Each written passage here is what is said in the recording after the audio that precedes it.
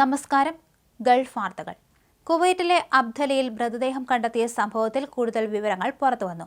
മൃതദേഹത്തെക്കുറിച്ചുള്ള പ്രാഥമിക അന്വേഷണങ്ങളിൽ അതൊരു സ്ത്രീയുടേതാണെന്ന് സുരക്ഷാ വൃത്തങ്ങൾ അറിയിച്ചു. ഭർത്താവാണ് ഇവരെ കൊലപ്പെടുത്തിയത്.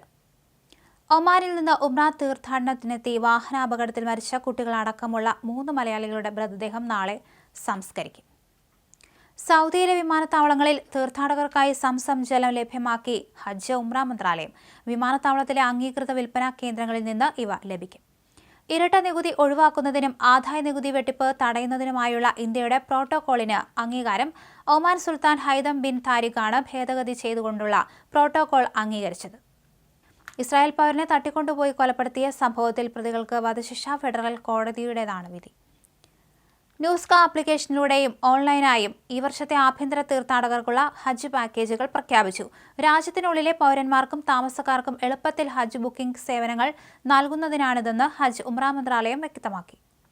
മക്കയിൽ റമദാൻ ആഘോഷങ്ങൾക്കിടെ 2 പേരെ കുത്തിക്കൊലപ്പെടുത്തിയ പ്രവാസി അറസ്റ്റിലായി. ബംഗ്ലാദേശ് പൗരനാണ് പിടിയിലായത്.